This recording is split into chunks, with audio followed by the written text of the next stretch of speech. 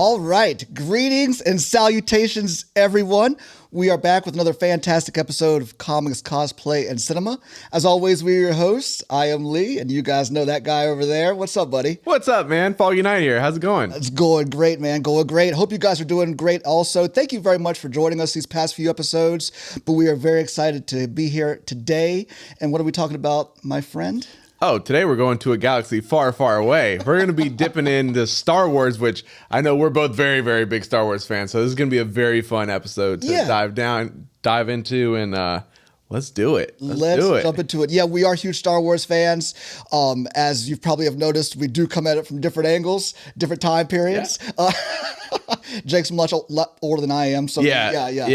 No, 1,000%. No, but we are, again, very excited to be here. We're going to talk about Star Wars. Really, I guess we're at today's recording. Yeah. We're halfway through The Mandalorian. Yeah. Right? So that's where, I guess, before we even jump into that, though, let's just go a little bit about our history of Star Wars, maybe what we liked about it, how we got into it, things like that, to give the audience a little better idea. Yeah. So I guess, I come from, the prequel generation. I was in 5th grade when episode 1 came out. No, I'm sorry, 3rd grade when episode 1 came out.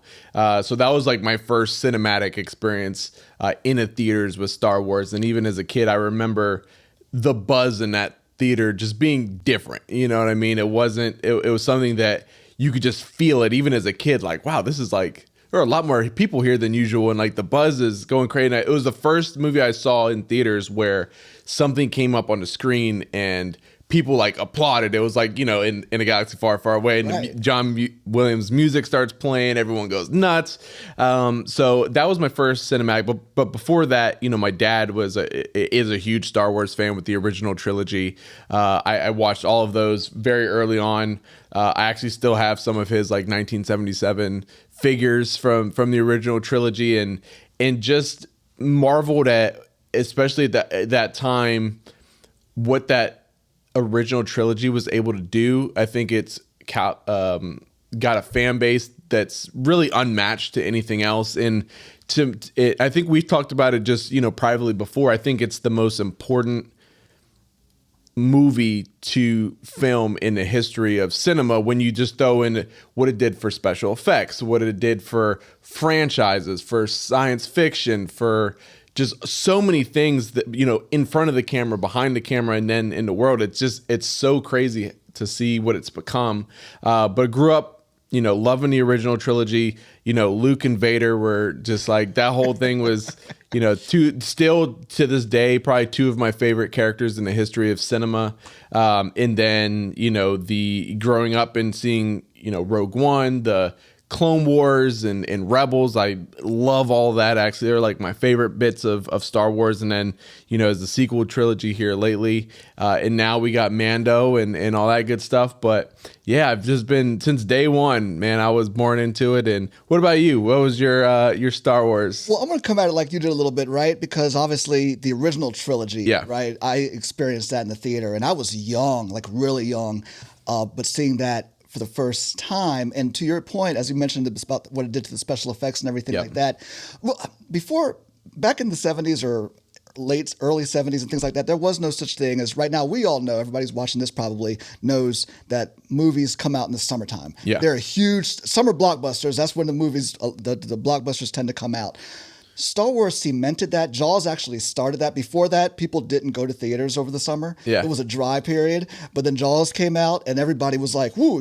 People will actually go to the theaters in the summertime and then Star Wars came out and really cemented that. So it was really the 1-2 punch of Spielberg and Lucas, as always, right? What those a duo! Two guys, what a duo! But the 1-2 punch of those films really cemented the fact that we're going to have summer blockbusters, what we all have grew up with, and things like that. And Star Wars was huge because big part of that. Yeah. But the special effects were, I remember seeing that in the theater, a little kid, and just being amazed by it. Nobody had ever seen anything like that before. No. They'd attempted it, but it just didn't come off as polished and as pristine as what C-3PO did, walking around, and Chewbacca. Those are my Ewoks, two favorite. all of them. Going into Return of the third one. I'm talking about the original Star Wars. First of all, alone was just fantastic back in 77. Yeah. And then I always get a little jealous of you, even though you came up after me, but you still had a lot of Star Wars stuff around you. You had the original trilogy to go off of. You had the prequels. Yeah. You know what I mean? But really, for me, it was like we had the movie come out in 77. We had to wait till 1980 to The Empire Strikes Back. So we're 3-year drought. You know what I mean? And then a 3-year drought from Return of the Jedi. And then after that, it was like dead. Yeah. For 20-some years or whatever. And then we had the prequels.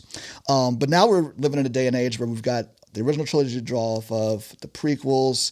We have this new trilogy that came out, and we've got all these shows. Yeah. Which not to mention countless books, what it did for the toy industry with like action. I mean, my God, I mean, they're like the most popular toy line that's ever come out. I mean, it's insane and how many different avenues it touches, and it's a little confusing with like canon and what's not canon and stuff like it gets a little convoluted, but yeah, it's amazing. Now, I say all this, I remember it was like 2012 maybe when Disney acquired Star Wars. Yeah. And, because, of course, the reason they did that is because Disney had the lock on the girls. Yeah. You know what I mean? They had princesses and everything like that, but they had nothing to really draw the guys in. They got, now, the past few years, they drew in Marvel, they got Star Wars, so they were like, we got a lock on the boys. You know what I mean? But I remember being so excited when they acquired them and then they announced this new trilogy. Yeah. And I think we can just stop there for a second and say how we were all very excited. I mean, yes, people have their thoughts about the prequels and maybe how they didn't live up to the original trilogy and all of that. But I think you now are among the people who, like, I know when I saw it as a young adult. Yeah. I was like, they didn't live up to what I had built up in my mind. But now people like you have really brought more of the fandom, you know what I mean, back into that and really giving people a new point of view into those prequels. Yeah, and for me, like, Phantom Menace, I wouldn't say it's a great movie, but it has great moments. Like anybody who doesn't say Duel of the Fates is the greatest lightsaber battle in the history of like the movies of Star Wars is like that Duel of the Fates is just in Darth Maul, what a character. You know what I mean? Like maybe I don't know how many minutes, less than 10 minutes he's on screen, but what an impact. That was like with that, like no lines basically. Right. Just how cool. Episode 2, I don't like episode 2, but episode 3 is one of my favorite things in Star Wars history. I think it's right there with the original. I think that's the one, even for people who aren't really the biggest fans of the prequels, will say episode 3 is probably the closest to being satisfied with what they got. 100%, because I was experiencing that, right? In real time, having that come out and having the first one. Yes, the lightsaber battle and Phantom Menace was fantastic. I just wish it wasn't intercut with Anakin in the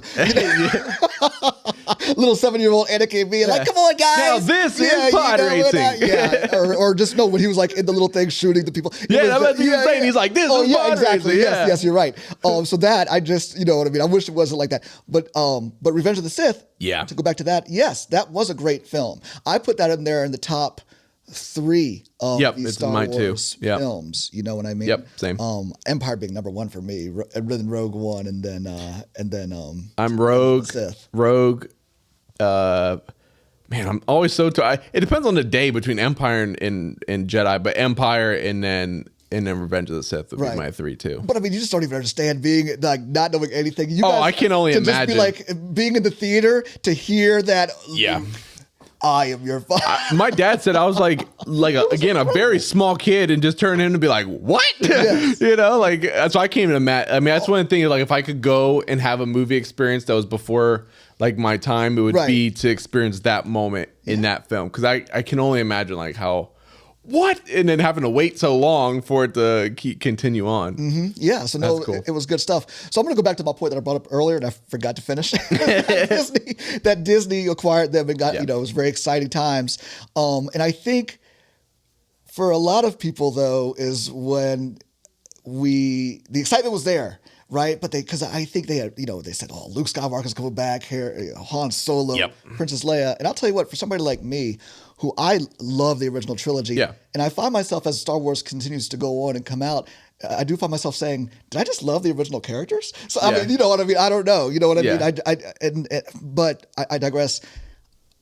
I think they lost a lot of people Disney did, the Star Wars trilogy, because the excitement was incredible. Yeah. And to be fair, to me, Force Awakens, it started with a bang. It was like, most people were like, oh, Star Wars is back. I felt like the magic was there. I remember Force Awakens was like one of the craziest in theater movie, because I saw like opening night. Yeah, me too. And like, it was the first movie that I had gone to where you had people in their 70s, in their 50s, in their 30s, in their, like, with their kid, and everybody's just like, yeah, like going nuts. And it felt like that magic, especially with the cliffhanger at the end. You're like, oh yeah, like it's perfect. And then like, I guess the red flag, like you started to, since then you started to notice a trend of like, I'll say the red flag for me hit because of the promise of seeing these original characters together again. You know what I mean? And when Han was killed, and it's not a spoiler of everybody's watching. Yeah, you've seen it by now. When Han was killed, you realize it's not happening. You know what I mean? At least throughout the movie, that you were like, okay, well, all right, we haven't seen Luke and Leia. At some point. You know what I mean? But these guys are still going to come back together. We're going to have the adventures of these guys, even if it's a little side plot. We're going to get them all back together and see them together. And then when he's killed, you're like, wow. And so I think for a lot of people, at least from fans of the original trilogy, to me is when the red flag started to go off, to be like, we're not going to get that. You know what I mean? Yeah. We're not going to get what I've been waiting for since 1983. Yeah. You know? So I think that's where the disappointment, not for everybody, because a lot of people don't care about maybe as much as about Luke, Han, and Leia and all those guys as I do. Yeah. So for a lot of people, it wasn't that big of a deal. I think it's interesting. I can see it from both sides, especially. I think I understand from Disney's point of view of, okay, we need to create new characters that are going to be big, that we can move forward, because, you know, in 30, 40 years, these actors aren't going to be here anymore. We need to, so I understand. But I would have used them as the secondary characters and build them up and focus on that main. And I think originally it was supposed to be Han's going to get the focus of the first one, Luke's going to get the second one, and then Leia's going to get the last one. And I think a lot of people assumed, okay, that last one, though, they're going to all come together and it's going to be like the whole gang. But I think after, and it's kind of a trend of what, since Disney's acquired and Kathleen Kennedy has been the president of Lucasfilm, who was handpicked by George Lucas, by the way, and is like one of the greatest producers of all time. But there's been a lot of, nobody's really on the same page. Like it felt like Force Awakens was great, but then The Last Jedi seemed like its own thing, but had nothing to do with Force Awakens in some ways. And then The Rise of Skywalker, it's like, okay, well, now we're trying to retcon everything that happened in a sec. There was just, you could tell there was not a clear big picture plan, right? And it's gone forward with how many scrap projects, I mean, just tons of just like directors and projects that were canceled. Even recently, Taika's project's been canceled. We got Patty Jenkins' project's been canceled. The Game of Thrones guys trilogy's been canceled. And Taika's was a trilogy. That was canceled. They had Lord and Miller. Theirs got canceled. You had the guy who just, or the one recently, he just canceled. Oh my gosh. There was another guy who like literally his got canceled like 2 days ago. And it's just, it's crazy to see of all these projects. It just seems like, and it's a lot of it why people are saying that she's probably on her way out, but there's just no clear plan on where this thing is going other than what's going on Disney Plus. And I think that's why a lot of people assume that, you know, Dave Filoni and Jon Favreau will probably be given, one of them, if not both of them, the reins to Lucasfilm at some point to kind of pull it back together. But yeah, it's been interesting the last. Well, I want to go back to Taika. I didn't know that one had been canceled. I know that there's been no movement on it, but everybody else is gone too. So to everybody else's, you're right. There's been no. And what is it you think? Because they were moving forward. RogueOne came, boom, huge, bam. Oh, it's fantastic. Right? And again, that's and to me, he should be directing more because he directed Andor as well. Yes, and he killed it. Yeah. Like two of the best, probably two of the most, no matter your age group or whatever, probably the two best universally accepted Star Wars project have been the same guy. It's right. Like, maybe you should keep rolling with that. Yeah. You know. But I guess I just. What are they going to do? I mean, everything's, and what killed it? Han Solo came out, didn't do. Right. Solo was really well. You made a film on a character that project should have never been made to begin with. Right, right. You know what I mean? I don't know. I did go see it, and it's not same. terrible. And it's not a terrible film. No. You know what I mean? I think not. I think what happened too was just that was right after 6 months after The Last Jedi, or Force Awakens. No, yep. Last Jedi. After Last Jedi, and that is when people were kind of was like, what's up with this movie? Yeah, you know what I mean. And so it didn't. I think it was maybe too soon. Too soon after Harrison Ford. Bad taste. Yeah. Left in your mouth from Jedi. Yeah. So it's just, and that's really it's just been more and more and more. I got to ask my boy over there, Ray. You're a Star Wars fan, and where did you actually become one? Well, I was really young when the prequels happened. Oh, is this thing on? I'll edit this out, sorry. Hello. Okay. Yep, it's working. Right. I had to click something on.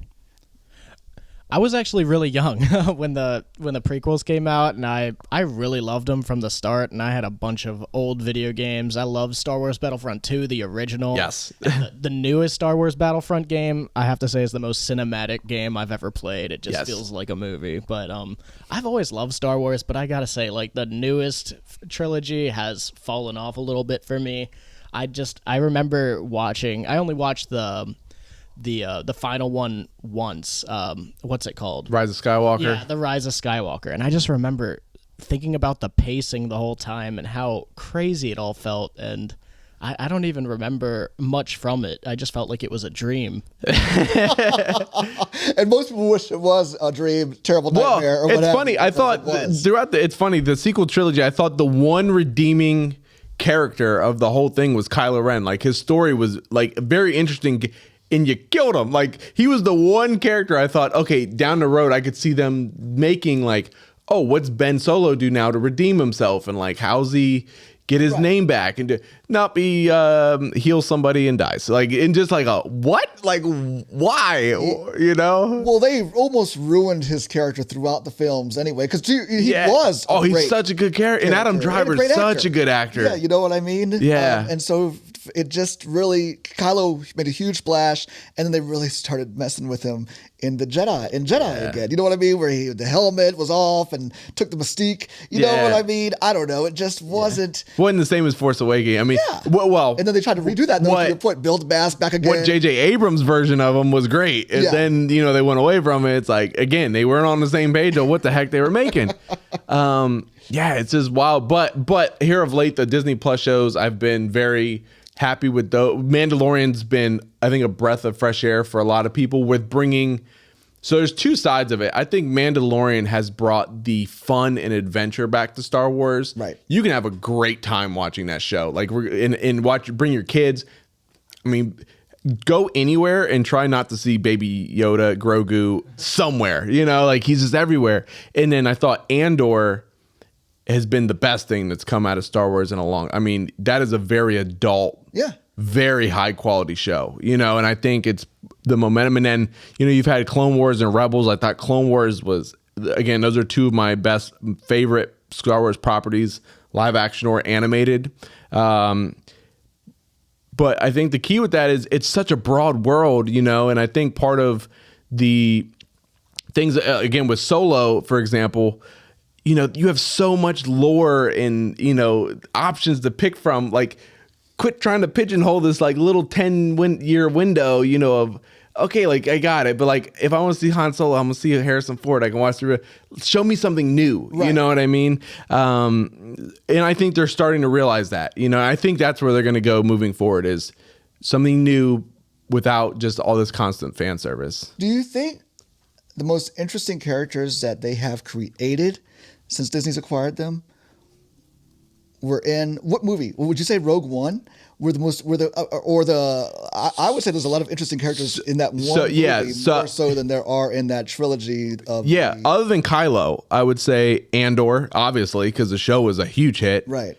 Jyn Erso was fantastic. I thought, obviously she died, but she was great and very interesting. Saul Guerrera, like, we've seen him in numerous things now, and he's kind of tied into a lot of cool, whether it's been Andor or RogueOne, or he was in Rebels, and you could hear his name throughout Clone Wars. You hear him in video games.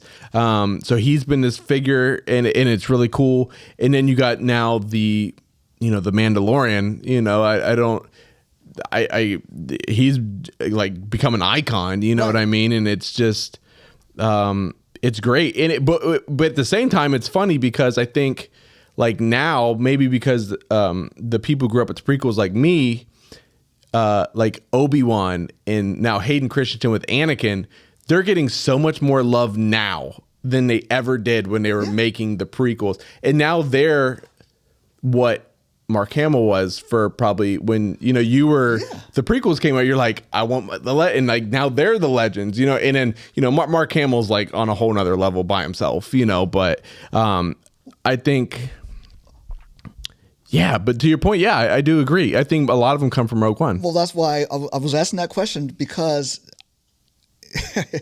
everybody died in that movie, right? Yeah. But those are the most interesting characters, right? Yeah. And so if they hadn't died, it almost like we have so many characters that we could follow from that, right? Yes. And in that one movie, they made those characters so interesting. Yeah, they did. This whole trilogy of new characters that have come out with Poe and Finn, they screwed up Finn. Oh yeah, you know what I mean? He should have been a Jedi. Has been Oh my gosh, very vocal, rightfully so, Yeah. about the promises that his character, were that the audience was given, and even probably he was given. Yes, and then they don't know what to do with him. And he just faltered throughout the whole thing. Well, I think that's the key, and it's not just for anything. Those characters are going to be icons if the writing and the script is good. Yes. Where if you don't, it doesn't matter how great of an actor you have, if your writing sucks or the plot, you just can't connect to it, and that's what makes the original trilogy so great. Is the writing was so good, the story was so great, the effects and stuff are amazing, but you love these characters because you connect with it, and again with RogueOne, you get, oh my god, like they have to do this or like everyone's dead. Like you can connect with them and you're like, okay, they're the good, and you're rooting for them, right? Even people that are diehard Star Wars, like we knew they were all gonna die. Like we knew what was coming, but you're still like, come on, like you got this, you got it, you know.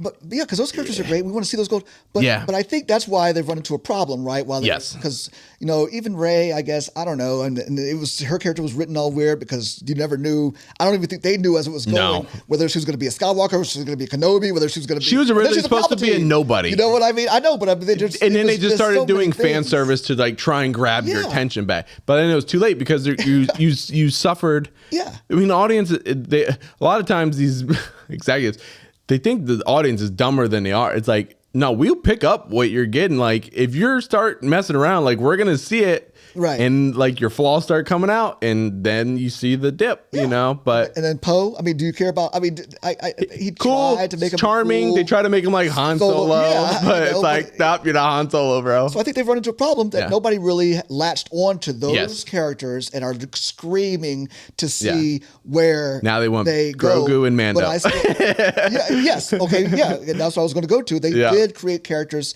television-wise that if you take The Mandalorian, but they also have this wealth of animated stuff that that I know you two, Ray, Jake, you guys are huge fans of you mentioned Clone Wars and Rebels and things like that. Now the Bad Batch, the Bad Batch, they are taking some of those characters and bringing them into live action, and even a person like myself who has a blind spot a little bit to the animated things. I don't know a whole lot. I didn't really watch them. But I know Bo-Katan, and Ahsoka. I know Ahsoka. You know what I mean? So yes, I do get a little bit of a thrill seeing those guys jump from the animated to live action. Animated to live action. So I guess they are doing some shows and stuff like that. But I think they could maybe if they took those and made those characters made movies from them. Those are stories because people care about those characters. They cared about them in animated. Right? I mean, and to jump right on that, I guess that's what I was going back to with, it all comes back to Kathleen Kennedy under her. Now you got Dave Filoni and Jon Favreau handling the Disney Plus side, and Jon was with George through the prequels. He worked with them, so he knew, and he talks about it all the time. He knows what George's vision was, so he cares like very much about like. These characters are so important to George. I'm not going to mess this up. You know what I mean? He's got a plan on what they're, and you can tell the difference because they're treated with care and respect, whereas it's not like, oh, they're a hot writer, like, oh, let's just get some ideas and announce them and then like not even talk about, because a lot of these have been, oh, we're not on the same page or we had script differences, and it's like, that's not, you can't do that with these characters, so I think John and Dave Filoni have treated, and I think if it was in their hands that the movies would be there, you know what I mean? And they're gonna have to do something, 'cause it's been years now and we don't even have an announcement on what they're doing. No. And there's so much wealth to pull from. And I mean, I could give you a laundry list of stuff I would want to see that some ties into stuff that's relevant and some is like new stuff. So it would be really cool to just be a fly on the wall and be like, hey, like, right, do this. Now, I will say this, with the live action, let's move into the live action Disney stuff. Yeah. On the Disney Plus, the shows, television shows. So they have created an interesting character, as you mentioned already, with the Mandalorian, and Grogu, and then we're getting Bo-Katan and Ahsoka. Yeah, especially this season's Bo-Katan. Yeah, it's great stuff. That's good. I will say I'm glad that this season has moved more into a serialized storyline. Same. You know what I mean? To where each episode's building on the next. Yep. I will say it was tough for me those first 2 seasons. Yep. They were doing very much like an A-Team type of show. Yeah. If you guys remember that, where back in the 80s it was nothing but episodic television, to where it was just basically somebody would move into one city or move on to the next. Town and this is help the mission. Fix out whatever it was, and there was no continuation from story to story. Yeah. And that's what it was to me. And I think we're all conditioned now to want to see a serialized story. To be the ones building on the next, and that gets you excited. So it was tough for me to hang in there in the very beginning, but then always in the last part, 8 episodes, it always seemed those last 3 episodes. Yeah, they crank it up. You know what I mean? Especially season 2. And they would get you going. The Ahsoka episode, the Boba Fett episode, and then we're not even talking about the Luke Skywalker moment in episode 2. I think that. Oh my God. I mean, if you just want to see how important Star Wars is, just look on YouTube and put in people's reaction to Luke Skywalker showing up on like that Luke Skywalker people in like Darth Vader's. Oh my God. At the end of Rogue-One. That's how excited that was on TV. That was the most hype I've ever been for anything ever, because no one saw it coming. Somehow they kept it a secret. Right. And you're just like, the whole time, in the way they shot it to you, you're just like, you're almost like, that can't be Luke. Like, there's no way. And you see the lightsaber. Then they tease you with the glove. And you're like, oh my God. And you're just like, oh my God. Like, this is what we've been waiting for. And I think part of it was like people that grew up with the original. Like, you're like, this is what I've been waiting for decades. And then, for people who were like, oh, The Last Jedi, they're like, oh, really? Like, this is how you're going to do Luke? They're like, this is what I've been waiting. And I remember just like, almost be on the verge of tears, like watching it. And my dad, same thing. And just other people like bawling their eyes out to see this moment. And it's like, oh, this is what Star Wars is. Yeah. This is it. Yeah, they did crush everybody's dreams by not having those guys in that last trilogy together, those 3. I tell you that. Yeah. But so we go, Mandalorian's good, great. Let's move over to Boba Fett. I will tell you what. As much as I'm screaming the fandom of these live action television that was shows, disappointing. Boba Fett was really disappointing. Yeah. We were just talking to Ray here, and Ray, did you even? I didn't finish it. I stopped when those teenagers on the colorful scooters. Everybody screams. What's funny about it? Boba Fett wasn't the best until Mando showed up, and it became the Mando show again. Yeah. And that episode was great. Like, and then Luke showed up again too. And then Luke showed up again. And you're like, here we go again. Yeah, here we go. Yeah, which is great. And then but so Boba Fett, every time they flash with the Bantha tank, and when he was in the Bantha tank land, and they would flash back to him and the sand people, it was really tedious, man. That was a chore. Yeah, that was a chore to get through. Yeah. And then if you flash forward a few months later, they redeemed themselves with Obi-Wan. Yeah. Then I was back into the live action stuff. Yeah. Because I thought Obi-Wan was fantastic from beginning to end. It was. And I think there were moments of Obi-Wan, especially in the last episode, it felt cinematic. Like, again, it was kind of like the Luke moment where you're like, this is what I've been waiting for. Here he is again. And Obi-Wan with Ewan McGregor, it's been so beloved. Like, he was the one, I think, prequel that, like, even if you didn't like the prequels, you're like, oh yeah, but Ewan McGregor as Obi-Wan is like great. So to see that and to see the Vader fight it's just like, oh my gosh, like it was just like you just get sucked back into being a kid again. You know, you're like, this is awesome.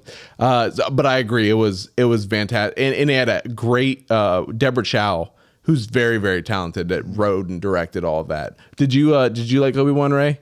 I actually didn't watch it. Oh, well, hop on that. I have to watch it. Hop on that. Oh man, okay. I did like the twist too, because I think we all went into it. I think it's safe to talk about now without spoilers. We all assumed, oh, this is going to be him protecting Luke. And then they throw Leia in there. Yes. And the girl who played Leia was so good too. And to see the relationship between her and Obi-Wan was so, like, it was just great to watch. And like, just there was I forget what episode it was, but they're on like the back of a truck, and there's like stormtroopers there. So he's like making up, like, oh, this is my daughter, blah, blah, blah. And she's like, and then he says something, and she's like, are you my father? And he has to like, he's like, man, like, you could tell it's just killing him. He's like, I know who your parents are, but I can't tell you.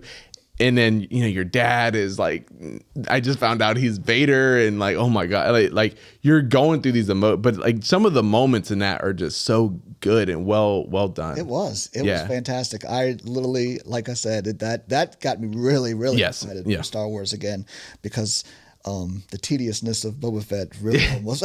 Yeah, and then Andor kept it. And then Andor picked right back up and kept it moving, but it was a different type of Star Wars. Very different type of Star Wars. Done really well. You know, it wasn't the swashbuckling. No. You know, and it was very adult. It's adult Star Wars. It was the best way. And the longest running one too. What was it? Was that 10 episodes? Yeah, I believe so. And the episodes were longer too. It's been my one gripe with Mandalorian the whole time, is the episodes seem so, like, you're like, oh, I'm into this and it's over. It's like, dang it, you know, I want an hour. And I think we're spoiled with shows like The Last of Us, and you know, where you get a full hour, Game of Thrones, where you get a full hour and we're getting like 25 minutes, you know, if you take the credits, like, oh, come on, I want more. I will give you that. But I will say they did. But it moves. In this season, though, they did give us episode 2 and 3. Yes. They did, where they were about an hour's length. But then which is great. But then they go back to episode 4, to your point, back at 27. You get all excited, and you're like, oh, then you're like, it's over already? Yeah, 27 minutes or so. Yeah. And it's done. But no, on this season on Mando, I think it's been really good, and like they're building on to it. I like and the characters too that they've introduced throughout the seasons and then bring back. Oh, it's like, I actually didn't mind that we spent the majority of episode 3 with Dr. Pershing. Me either. You know what I mean? And that episode felt like Andor to me. Yes. Yeah, I see exactly, right? It really did. And with the government conspiracy stuff and all of that, everything going on. Yeah. But yeah, it was, I thought it was good.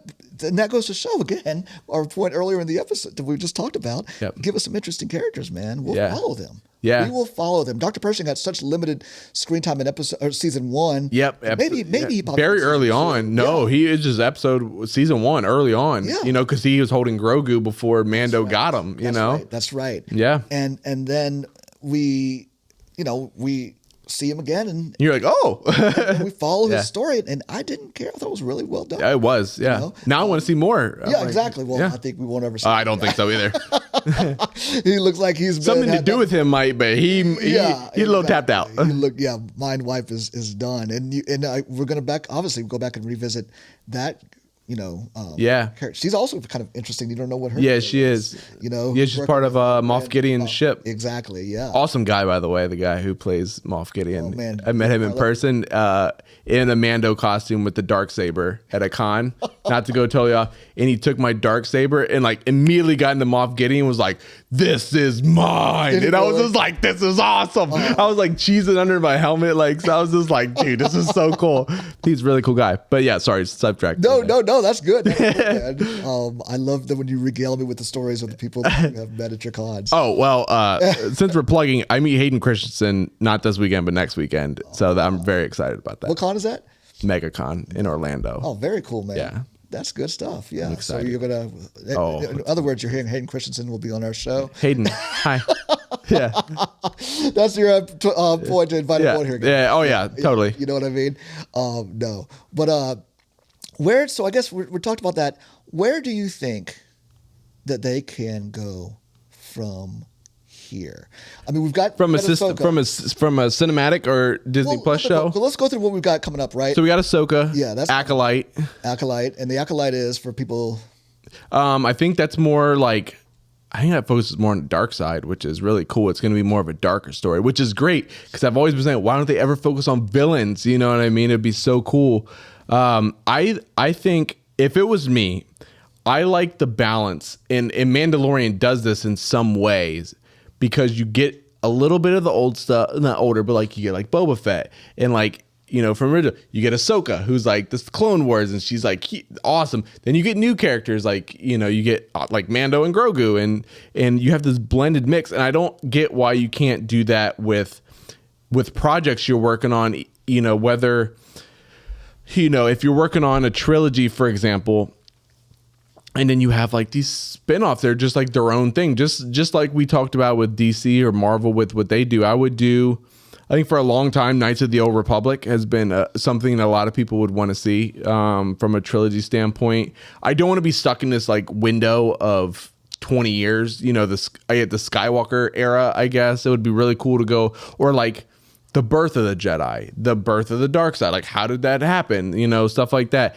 Because I'm wearing a shirt. I'm just going to throw this out there. One of my projects, and this would be a spinoff, Chris McQuarrie and Tom Cruise doing a Rogue Squadron movie. The Top Gun guys doing Star Wars, basically, a Top Gun Star Wars, basically, would be the greatest thing ever. So I'll plug that. But I also think it'd be cool to do more like character deep dives, and this could be more show or movie, I guess. Like, it would be cool to see like Darth Maul, you know what I mean? Do or even better, and they kind of did with Clone Wars, do a show that's a live action thing on Rex, Captain Wolf, Cody going through these battles of, the Clone War battles, even though they're animated, some of the greatest. I mean, you're just like in it, and the battles are so cool, epic, especially the last season, the last 4 episodes of Clone Wars in general.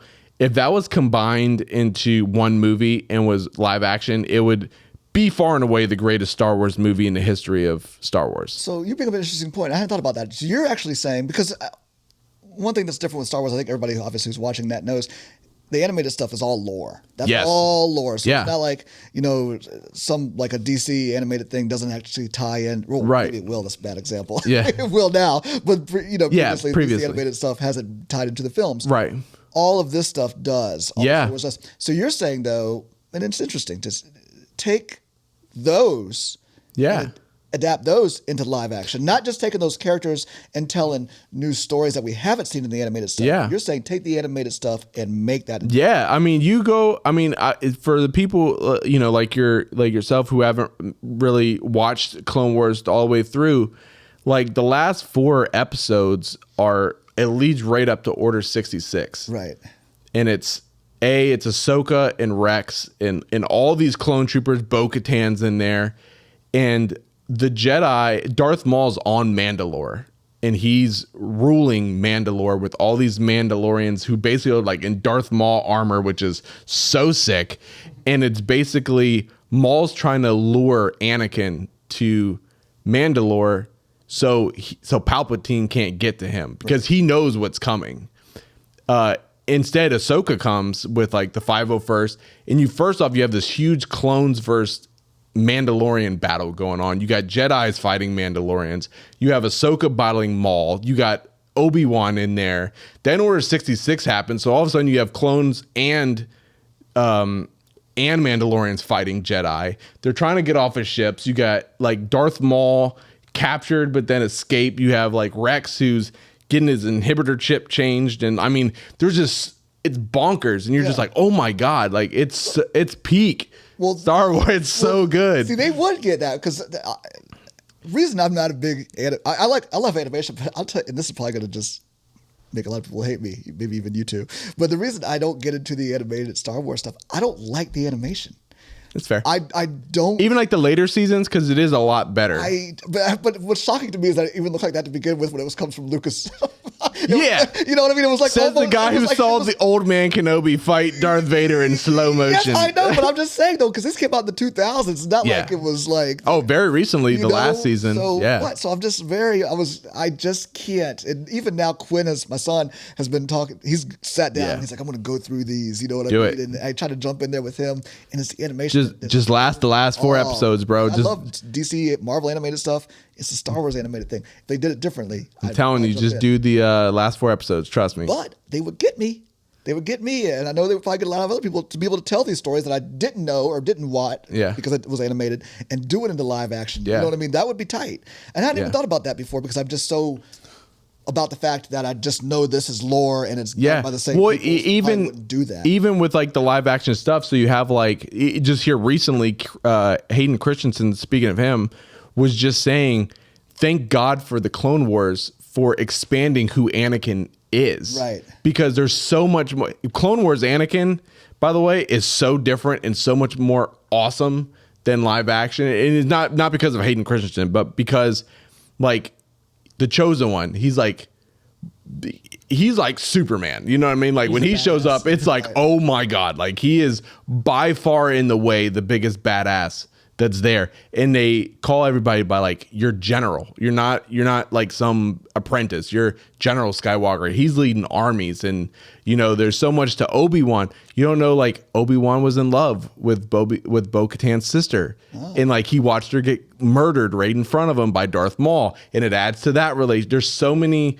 like character building things, even within the live action characters. Yeah. You're like, oh my God. So like when you see Bo-Katan in Mandalorian, you're like, oh my God, like you know so much about her, and what you're seeing in Mandalorian like makes so much more sense because you watch Clone Wars. Right. Or like Ahsoka, you know, the fact that she wasn't in the original or the prequel sucks because man, like if Ahsoka would have went to Mustafar instead of Padme, Anakin probably would have been okay. I don't understand why they actually didn't have her in the live action because she was such a prominent. She was supposed to be at the very end. But she was such a prop to your point, right? And I know I'm aware of the fact that she wasn't created that yet. These guys were created or were like Ahsoka was after the sequel trilogy or prequel trilogy. I'm sorry, Dave Filoni created Ahsoka.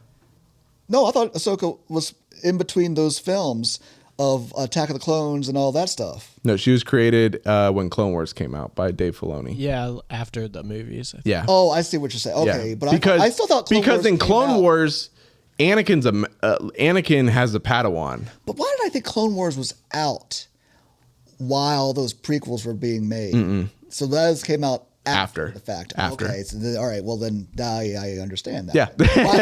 But I was also aware of the fact that they did expand on these characters and how they interacted and why they were because Hayden Christensen gets a lot of hate, but I will say it wasn't really him. It was it's the writing. Directing. Yeah. You know what I mean? He wasn't given a lot to work with, and if your director is sitting there letting you go through that, and that's the way he's okay with it. That's his you fault. You can only act what's on the paper, man. Exactly. Like that's it. Now, to me, looking back on it, I think Anakin, when you see Darth Vader, like I think in episode 2, like it was okay, I guess, to show him as a kid, but I think in episode 2 he should have already been like whatever his age was in the third one, and in the third one he should have been more like 30, not like 20. You know what I mean? Because he was still a kid, and he wasn't like he didn't have enough time, in my opinion. When you think of Darth Vader, like man, he must, and you hear like, oh, he was a war hero and he did all these. It's like, well, how the hell did he do all that already? Like he's 20. Whereas like in Clone Wars, he's a little older, he's mature. You see all these battles where he was like a total.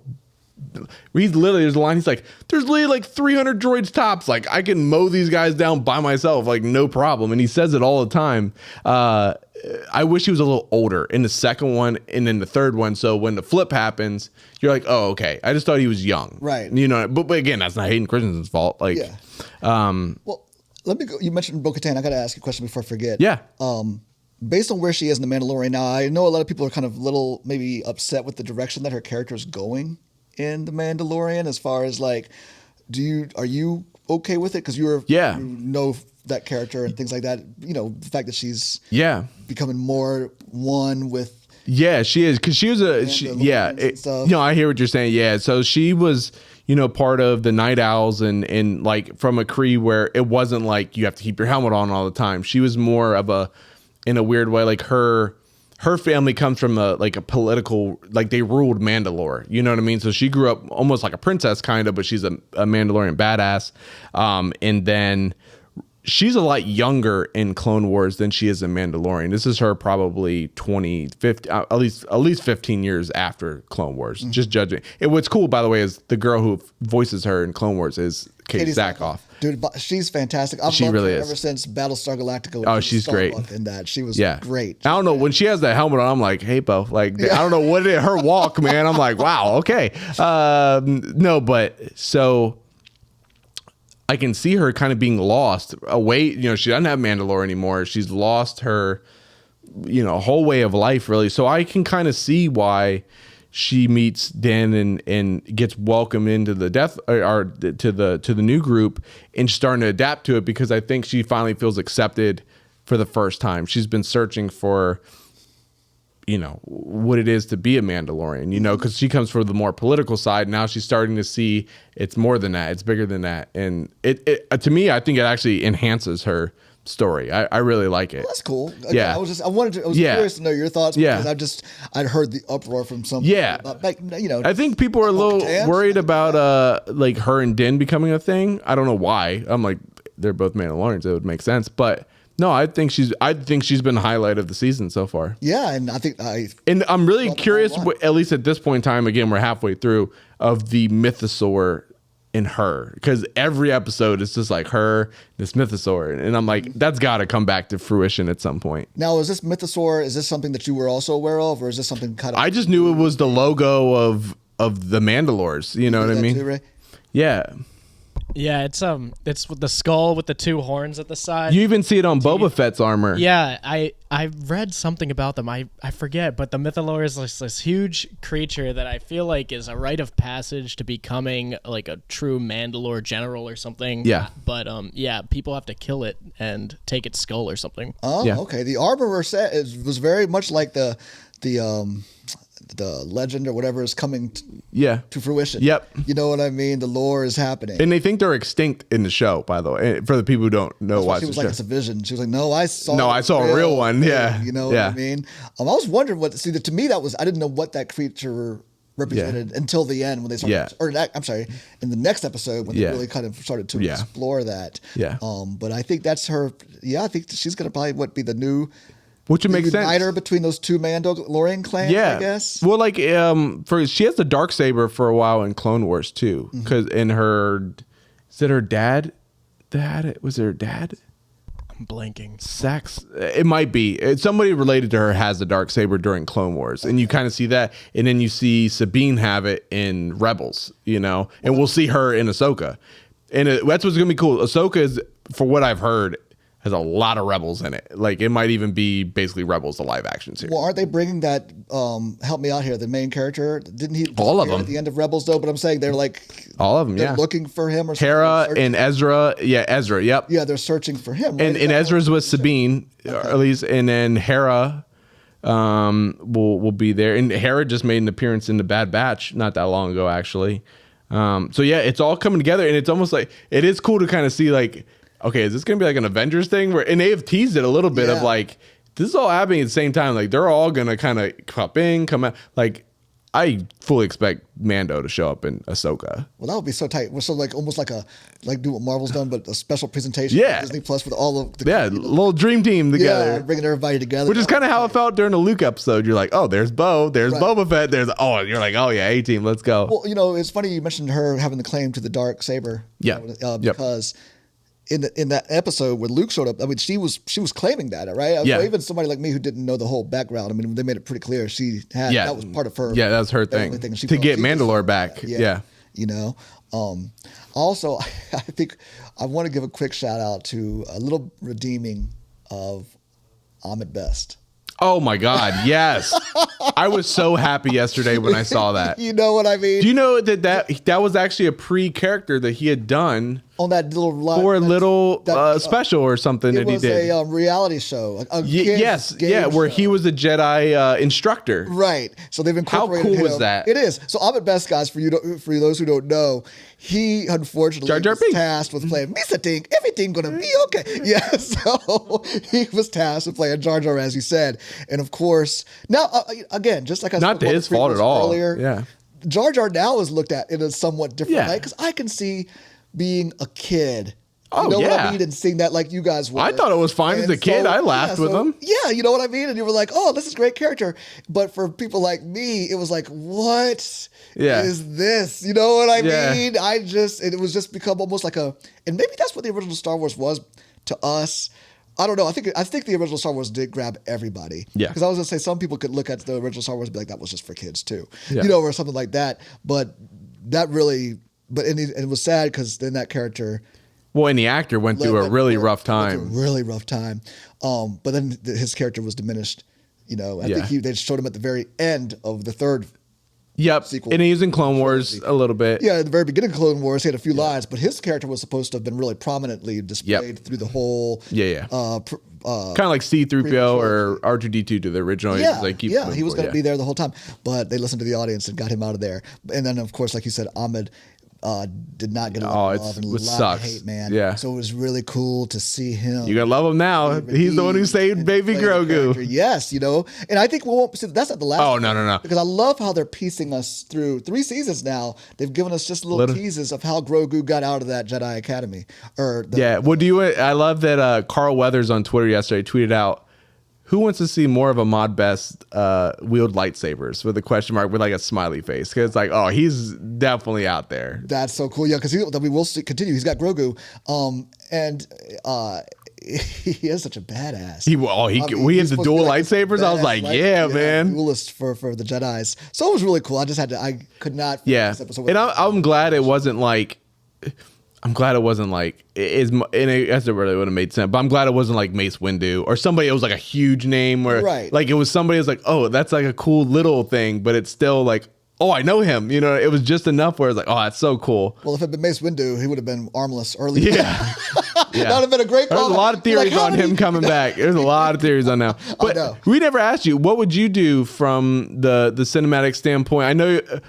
I now know because I hadn't even thought about this.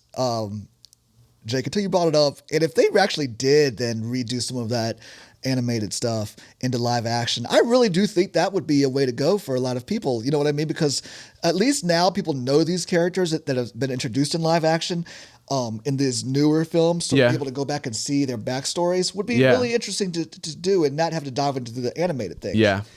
I will also say, you've heard me say this before, and I know you actually are kind of against it, but I would love to see, just because I have been waiting since I was however single digits or whatever. No, not single digits.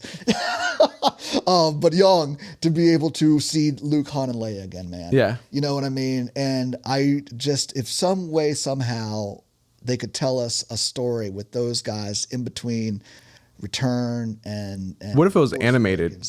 I could. I would probably actually, even if it was done in the animated form that I can't stand, I would probably watch it. But if it was animated in a way I could stand, I would definitely watch it. Yeah. But no, if it was animated, that would be cool too. But I have heard rumors that there is some type of show being discussed, or you know what I mean, with those guys in it. Well, I don't know if it'd be since we've Ford, seen Luke de-age, I think it opened up the possibility more so than before. I mean, he looked better than I would say the Leia. Well, technology's coming a bit too. I mean, even Luke and Boba Fett compared to Luke and Mando, you saw the difference of. Yeah, that's true. I mean, it was so weirdly good in Boba Fett. It was creepy, and I love that they used Mark Hamill too, which is so cool. But let me ask you this: then, what if they pulled? Oh my gosh, help me out. Who plays Solo? Alden. Air right? Yeah, brought him back as Solo. Brought back our Winter Soldier. Bucky, Sebastian, yeah, Sebastian Barnes. No, that's not Sebastian Stan. Yes, Bucky Barnes. Exactly. And brought him back as Luke, and then brought Leia's daughter, Carrie Fisher's daughter, Billy Lord. Back as Leia. Now, would you get behind that? I think yes, but I don't think it would have the gratification of what you would feel, even like you or people your age, because it's not the originals. It's not Harrison Ford. It's not Mark Hamill. I mean, no matter how much they look alike, if it's not Mark Hamill's voice, it's just, that ain't Luke. You know what I mean? Like, he's so much Luke. I just think you can't do it. I mean, even if the story's good, I mean, I think it'll be good, and I'd be totally for it. I'd be like, hell yeah.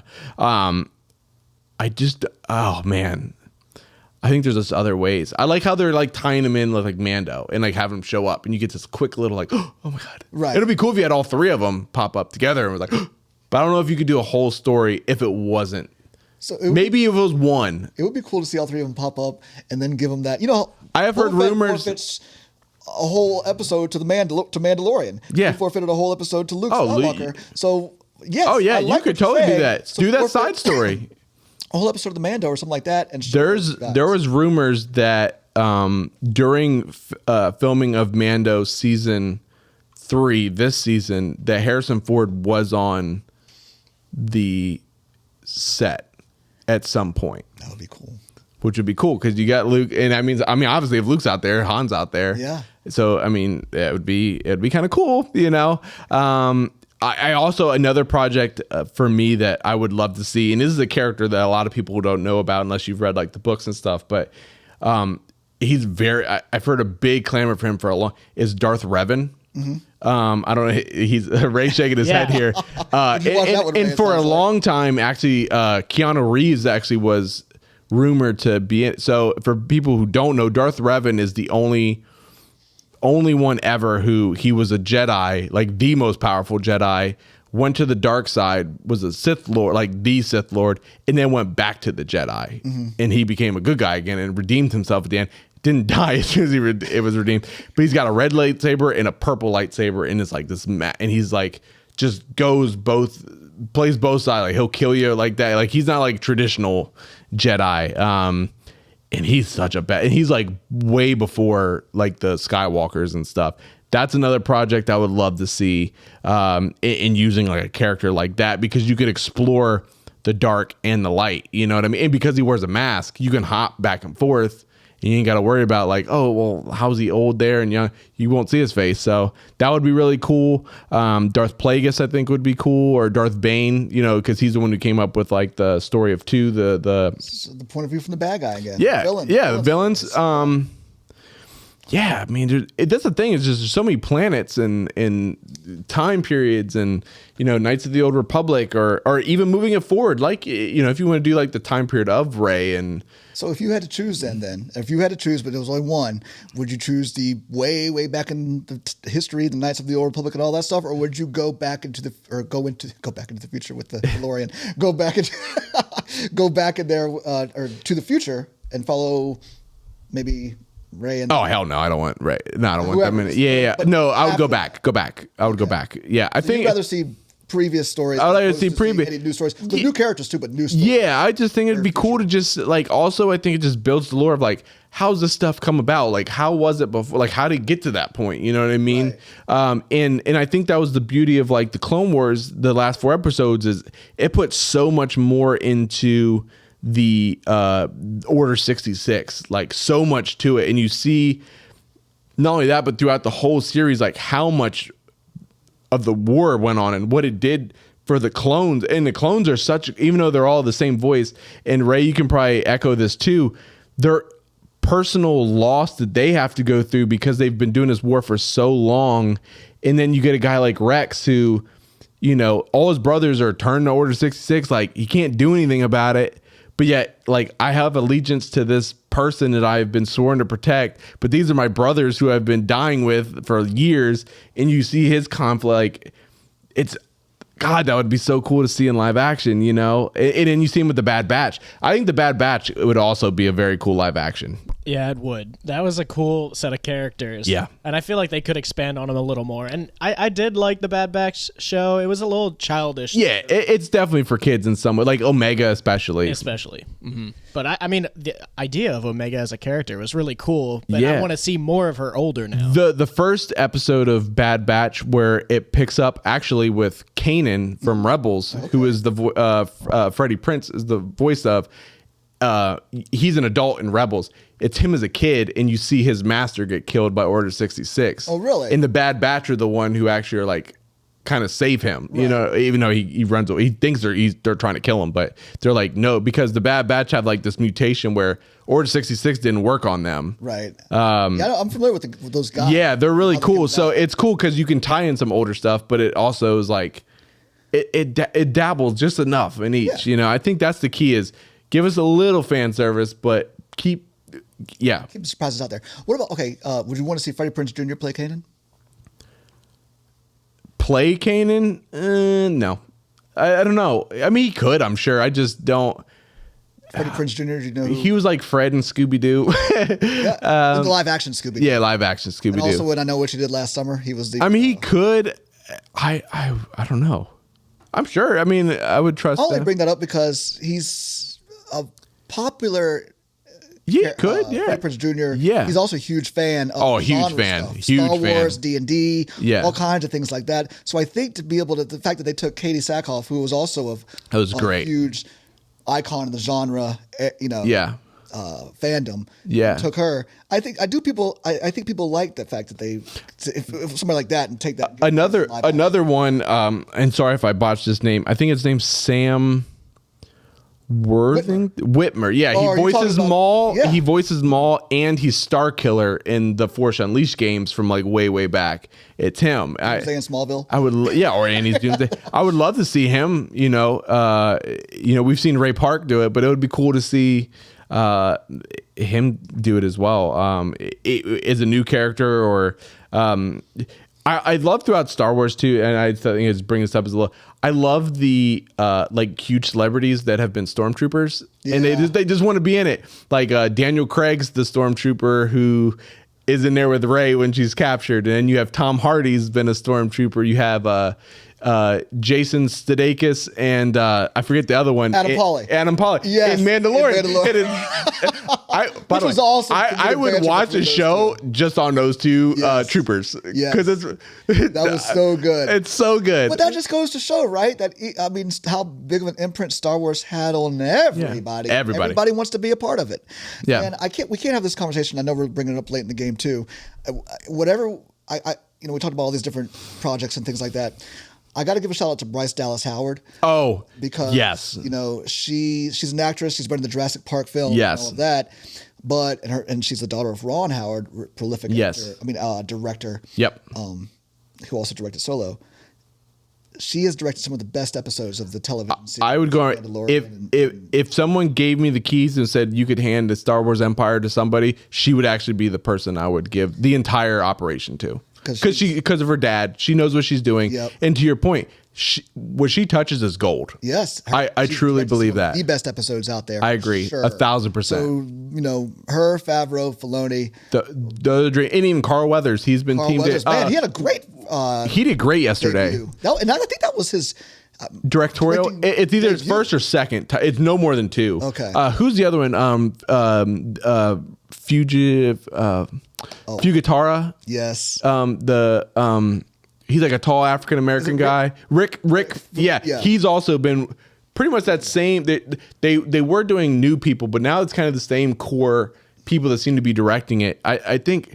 And I like that. I don't like when it's one. Give it to a couple people. Who have different ideas. And I agree. Dallas Bryce Howard. Yeah, I'm so glad you said that because that is literally who I would give the keys to. And let John and Dave just keep doing their thing. Yeah, man. Yeah. So Star Wars is in a state of flux right now. They have been hit or miss with a lot of their stuff recently, but I think if they give the keys to the right people, and some of these people have been chiming for it and proving themselves on these Disney Plus channels or on the Disney Plus shows. Yeah. Give them a chance for those movies, and maybe we can get back into to the theaters with Star Wars, because that is where it needs to be seen as well. I agree. Yeah, it needs to happen soon. It really does. I think I think we need to have a couple key questions. I think Ray, you need to be a part of this too, because it's Star Wars and it's just fun. Yeah. So I'm gonna ask a couple questions, and we can just go round robin. And who is the best Jedi? Best Jedi? You got to start with me. I don't know. Yeah. Best Jedi. I got to say Anakin Skywalker. Okay, Anakin. Well, I'm going to go with Luke Skywalker only because he started late in the game, and still was able to become such a badass. You know what I mean? He didn't go through the proper Jedi training. That's true. But was able to do whatever he could with whatever he was able to scrap together and learn. Okay, and are those both of your favorites as well? Yeah, no. When you were talking about Anakin being a badass, yeah, they don't know. Clone Wars Anakin specifically. I'm always like Clone Wars Anakin is my favorite as well. and he's the best. Yeah, Okay, for so sure. 2-1 here. Okay, I get that. Hold on, I have more questions. We're good. Right. Ultimate Sith. Who's the best baddie? Oh man. I mean, I just love Darth Maul too much. It's just too cool. I mean, the ultimate baddie. I mean, for me, Darth Maul with his limited screen time, and you made such a huge impression on me because again, I've seen him from the movies, and that's it. Yeah. Oh. So I will say that I will also. I'm actually going Darth Maul as well. Yeah, I will also. Yeah, especially when you just see like it's not like Vader where it's like start good because I mean Vader's the most iconic character. Of course. In like the RogueOne scene, but Maul is a true bad guy, like through and through. He is full of hate. Yep. Yeah, so he would. If you could have anybody in Star Wars as your sidekick, Grogu, Chewie, C-3PO, R2-D2, or any of the sidekicks, who are you going with? Either R2 or BB-8. Oh, there we go. Oh, BB-8. There you go. He's cool. He's you know who else is cool? Chopper from Rebels. He's very handy. What about you? I'm going with Chewbacca. Oh, man. Chewie's mine. Yeah, too. I'm going with Chewie hands down. Chewie all day long. Dude, that's who I'm rocking with. Yeah. I would love I'm like, you think Baby Yoda's cute? Give us a baby Wookiee, and it's gonna be like a whole nother level of cuteness overload. By the way. Indeed. You know, my dad's name is Ray as well, so I go by R2 sometimes. That's awesome. I love it. That's fantastic. You playing that up. I love that. Yeah. Last one. What color would your lightsaber be? Oh, dude, these are hard. I know these are you gotta ask it. I think I can't say red. That's just a. I mean, you can. Yeah, red. Red. It's just too cool. I love the color. I'm going with green. Green is. Oh man, I can count that, right? I know there's only one green one, though, and that was one Luke created. Or am I wrong? No. Qui-Gon's green. Gotcha. So green. So blue is actually Jedi Knights, and then Jedi Knights. In green is more like they're more like protectors. Oh. Like there's actually something to each kyber crystal color and what it means. And green is green is a great choice. Wow. Okay. I'm going white. White. Yeah, I think it's cool. So actually, to get a white saber like Ahsoka has, you have to take a red kyber crystal and you have to bleed it out. So basically, you have to like almost like a red is created. It's not like you have to like murder to get red, basically. So try this at home, guys. Try this at home. Yeah, and to get white, you got to bleed it out because obviously, like it takes the color out. So white would be mine. I think it's cool. Yeah. Well, very cool, man. Or green. Green for a basic one. There we go. Before we have to wrap up, but before we go, I need to give a quick shout out to Pneumatic State of Mind. Oh, yeah. Guys. Absolutely. They're one of our sponsors. Thank you very much. Please go check out their website. They've got some fantastic footwear, as you can see, displayed here, and beachwear. This bag is pretty epic. It is. Yep. So I wanted to do that. But man, no, those are great questions here that you wrapped up here with us at the end, dude. You got any more out there? Oh, yeah, I got a ton of them. Here we go. This one's for Ray. Who's your favorite clone? Oh, dude, I guess either Rex or Rex is. I mean, I guess I like the Bad Batch guy who Hunter. Yeah, Wrecker. Not Echo. I don't. Oh, is it Tech? Who they are now? Tech. No, I don't like Tech. Wrecker's the big one, and then Hunter's the one with the sniper who. Crosshair. Yeah, I liked him. Okay. I just thought honestly, one thing about he is, but he's a great character. One thing Star Wars will always do so great is just helmets. I love helmet design. It's so great. Yeah, yes. Well, they give us that cool little thing at the very beginning of the shows now. Of all the it's fantastic. You know the little logo they do. Yeah, and I will say from a just visually, Mandalorian might be the coolest looking character I've ever seen. Like his armor is so sick. And that is why I think, and I meant to say this earlier, I think that's why Boba Fett didn't work for a lot of people, because the mystique. The man was out of his armor the majority of the time. And so to us, we don't know that guy. You know, I mean, you know what I mean? Yeah. I mean, yes, he's Boba Fett, but I don't know this old man. You want the badass. He wasn't Boba Fett because they refined his armor. He lost all that grit to him. He was also a good guy now. How he was in Mandalorian, that episode was like, dude, that's Boba Fett. Yeah, and but he then he had wrecked his armor everybody. At the very beginning. Yes, but I mean, but I mean, when he was in his armor and when he was wrecking fools, I think that's what everyone was expecting from like the whole show. And you know what I mean? Not seeing him, not watching him sleep and dream in his Bantha tank. No, I agree. Actually, one thing that's cool, that I thought was really cool too is that one of the stunt doubles for Mando who wears a suit is John Wayne's grandson. Oh, that's tight. And I think it's really cool that like the ultimate Western Star Wars show is like the ultimate Western guy's grandson. That's one of the stunt doubles. Wow. Fun fact. Yeah. This is the way. I like it. This is the way. Yeah. Well, cool. Well, guys, I think we've said it all, my friends. Yeah, I could talk for another like 5 hours about this, but we're going to cut it there. Let's go. Next is going to be a 24-hour live stream. Let's go. No, but listen, guys, thank you very much for joining us. We definitely appreciate it. Please hit the like and subscribe button. Please share with all of your friends. Hit the comments. We've been enjoying the comments, guys. Yeah, thank you very much for commenting on the YouTube page and all of that stuff. And we'll get back to you. We like conversing with you, all of you. So please keep it up. Yeah, may the force be with you guys. May the force be with you. Later, guys.